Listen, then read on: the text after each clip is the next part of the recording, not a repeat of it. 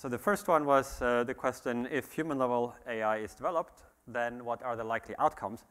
And I'm going to try to go over this fairly quickly to spend more time on the second question. But we heard about, Demis talking about the AlphaGo project earlier, and I think that can be used to illustrate one possible scenario here. So I want to zoom in on one specific aspect of this, which is the timeline. So we had the first game with the European champion in October 2015, and Elise et al. At that point said, based on its level of play that I saw in this initial practice match, I think I will win the game by a near landslide. So Elise et al. Is very optimistic in October of 2015. Then we have February 2016. Oops, this is not very elegantly done. So he becomes a little bit disconcerted there. I've heard that Google's DeepMind is surprisingly strong and getting stronger, but I'm confident that I can win at least this time. Then, let's see, a little bit later, in March 9th, this is after the first game of the best of 5. I was very surprised because I didn't think I would lose. Then, the following day, after the second game, he's now even more, sorry, it flashes by. I'm quite speechless, he says. He admits that the third game is not going to be easy. Finally, he admits that. And then, let's see, I should have practiced on this. It's soon going to be over.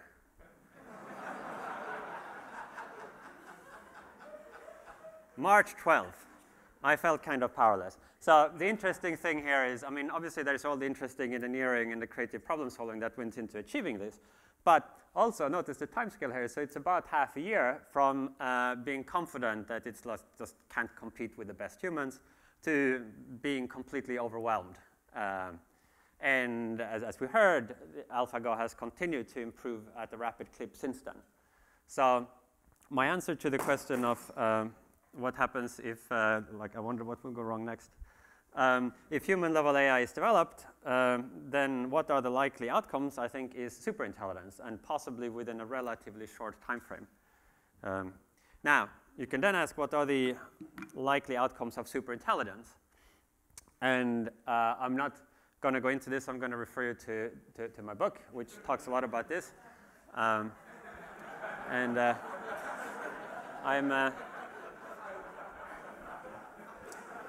But so I think there is a range of outcomes, and I actually spent a lot of time in the, so I feel I'm partly responsible here. So I spent a lot of time in the book talking about what could go wrong, because it seemed to me when I was writing the book, especially a few years ago, that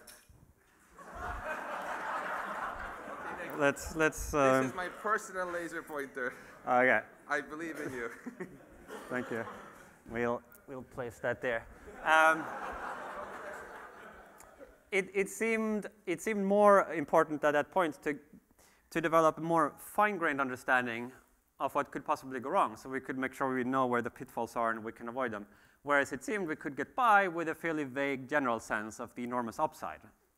But I think that maybe some people reading the book mistook the number of pages allocated to different topics for the probability estimate of that actually coming to pass. I would say that I'm actually more positive about AI and its potential than some people might have come away believing. So now to the second question, which I want to sort of spend the rest of the time on. What can we do now to maximize the probability of a good outcome? So there are basically three things we need. We need to solve intelligence, like to get the good outcome of superintelligence, we need to create superintelligence, so that involves a lot of difficult technical challenges.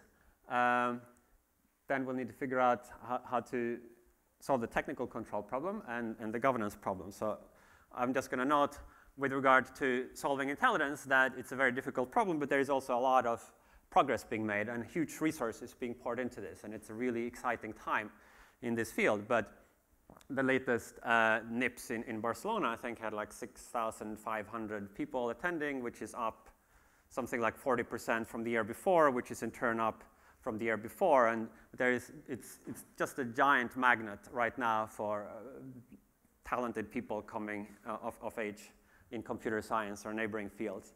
So that will require a lot of work, but I feel to some extent we've got it covered. That's like good progress there. We are basically doing what needs to be done in order to make progress on AI. The world is having its act together in that respect.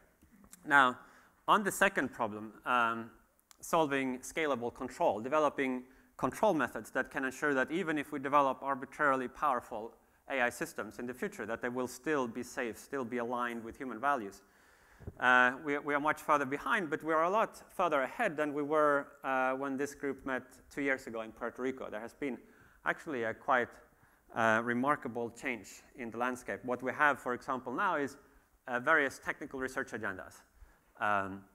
So we've moved from just having the sense, oh, really powerful AI, maybe it could be dangerous, we need to figure out how to control it, to having now a set of topics that you could imagine assigning a PhD student to work on this, and they would be able to figure out how to produce some technical papers and begin to make incremental progress on this. So this is a big step forward. We also have some work starting to come out from this, and we have the beginnings of a research community.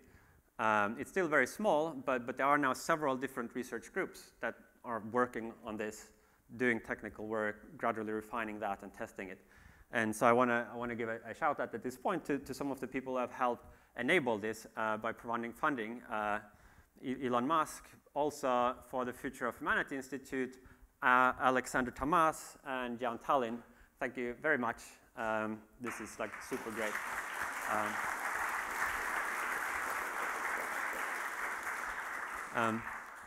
A third thing that has happened on the technical front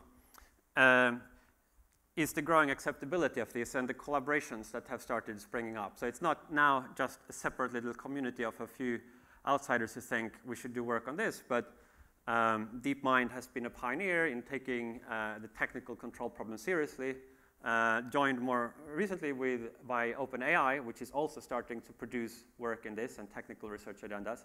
And coordinating and collaborating, we have regular research seminars with DeepMinds and so forth. And I think that that's very, very healthy.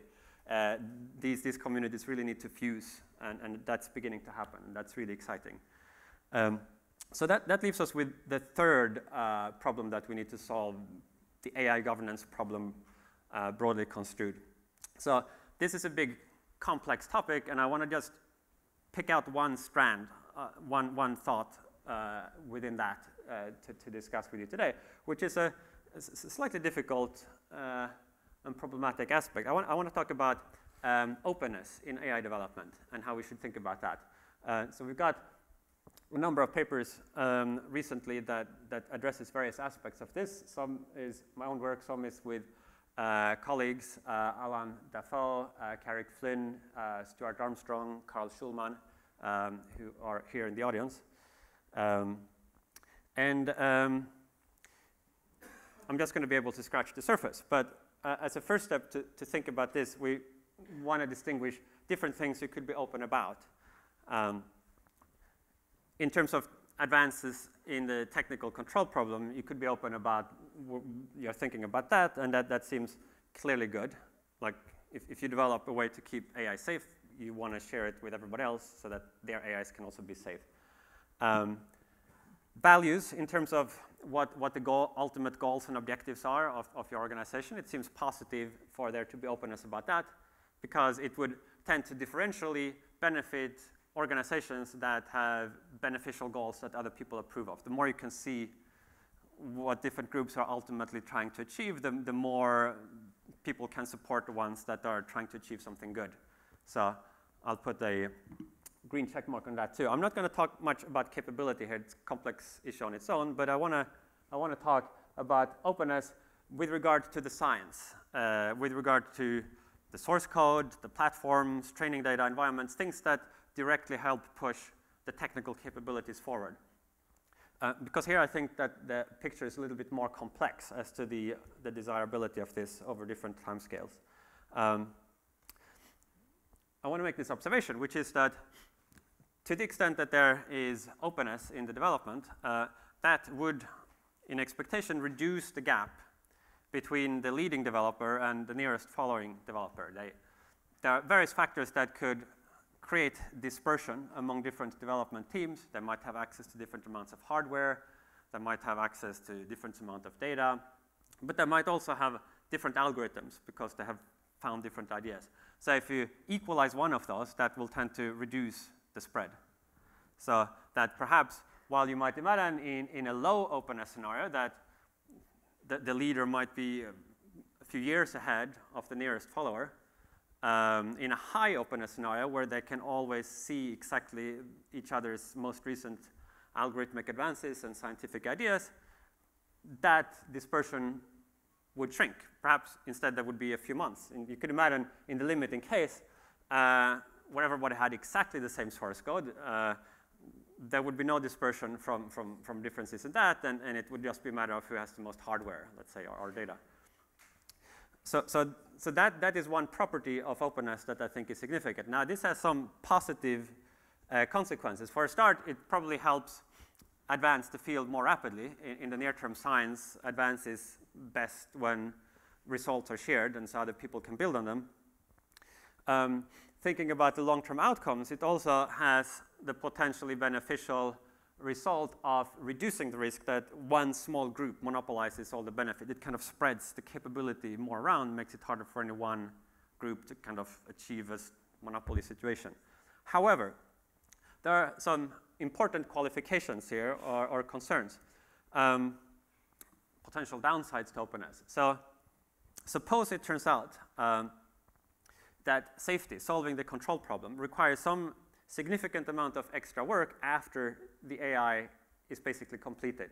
Like maybe there is some kind of safety module that you can only install after the other modules are in place. Or maybe you have all of the safety thing installed, but you want some period of time when you can test it in a controlled environment without sort of pouring on the gasoline and allowing it to reach its full potential.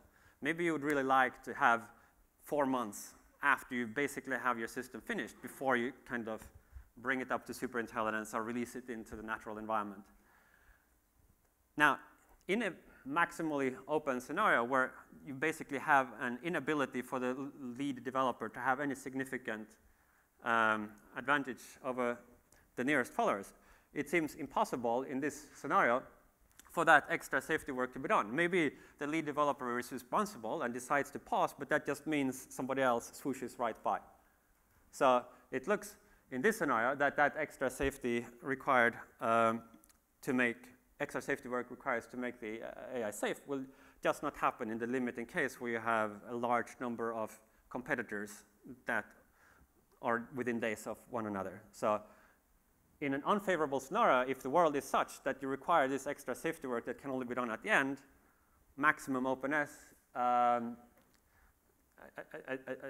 like bracketing the question of compute power, it seems to lead to a catastrophic outcome. Or here's an alternative supposition. Suppose that safe operation of the AI initially requires accepting some performance penalty. Like maybe the initial safety techniques are not that great. It requires maybe a human supervisor to inspect every minute exactly what the AI's plans are and approving them, and you go slowly, or there are other things that increase the computational cost by 10x or something like that. Then again, if you have a world where a lot of different developers independently have the capability of deciding to down-regulate their safety investment, the lead will then go to whoever cuts the most corners and invests least in safety. And they will zoom ahead and potentially be able to shape the future with their unsafe AI. So again, you have a very bad outcome.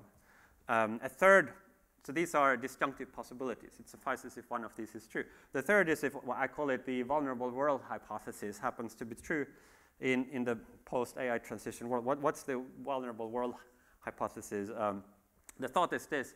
The hypothesis is that there is some level of technology at which offense strongly dominates defense, in the sense that any small group with reasonably competent people with access to that hypothetical technology would be able to take some action that would lead to the destruction of the world, independently of what other people do after that action is taken.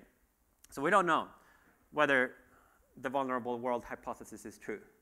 But there might be a lot of technologies above the ones we have currently developed. And if at one level of technology, it turns out that this property holds, that often it's just a lot easier to destroy than to defend with at that level of technology, then there is this world vulnerability that human civilization will encounter once we reach that level of technological development. You could imagine different possible, maybe in biotech at some particular level of advancement, it turns out to be easier to concoct some doomsday agent than to create the therapeutic or the vaccine or nanotech, or maybe some as yet unconceived technology might have this unfortunate property. Like we were lucky with nuclear weapons that they are really hard to build. If you could have unleashed the power of the atom by some easy method, like baking sand in the microwave oven, then maybe human civilization would have ended in 1946. Because we were fortunate at that time, but you keep inventing these new things. Maybe the next nuclear weapon will not require plutonium or highly enriched uranium, but some easy thing. So again, if it should turn out that this vulnerable world hypothesis is true, particularly in such a way that with advanced AI, you're able to reach this technology that enables the extremely destructive modality, then again, it seems problematic if there are many independent actors that have access to that technology. So, while openness on safety measures values seem clearly positive, openness with regard to these technical ingredients is more problematic. What should we do in light of this? So I think that for now, openness makes a lot of sense. We are not yet at the level of AI where these concerns would really kick in. So we can continue to do the academic frolicking and exploration and curiosity and like moving things forward in an open manner. But when thinking about paths forward, trajectories, future governance institutions, this looks like a very desirable property, conditional stabilization. That is, if it at some point starts to look as if the world is vulnerable in one of these senses, or as if solving the scalable control problem requires doing extra work after the AI is finished, or as if with initially developed control methods there will be a performance penalty. If it turns out that the world is like that, then we want to be in a position where we can stabilize this competitive race and avoid the race dynamic. Like we want to have that option in the world because it looks like a real possibility that the world could be like that. So that suggests that what we might want to do now, even as we continue open scientific development, is to try to lay the foundations for a collaborative approach later, which would involve perhaps coordination between the leading AI research groups at some future point where it started to look like the potentially concerning forms of AI were getting close. At that point, rather than each of them racing to the finish line, it would be much better if they could coordinate, form some joint venture, cross-invest, maybe ideally pool their resources, and go forward together so that they extend their lead over the non-included laggards, a little bit extra lead time, and then don't race against one another. That means perhaps that we should now be working to create the ability not to share science and algorithms until it is safe to do so. So we can continue to share them, but we want to sort of build up the capability of making a different choice later, which might mean, for example, when you're recruiting new scientists into your organization, saying that, yes, you're perfectly free to publish as you see fit, but if there might come a future time when we might have to stop the free publication, you can sort of start to make that possible, and working on other things in your organizations like cybersecurity, so that your algorithmic advances can't just be stolen at a later time if it turns out that stopping openness becomes important. And also to try to develop ways to credibly commit to sharing the benefits and the influence. So one thing that reduces the temptation to race is if you could be confident that if somebody else wins the race, it's still going to be good for you. So it's not a win or die situation, but that it's good whoever wins. That would also reduce the intensity of the racing dynamic, so that you could get some of the benefits of the open development, which is that we all get to share in the outcomes. It's not going to be monopolized or captured by a small clique, but without the downsides, which is this sort of blind race towards the precipice. Thank you very much.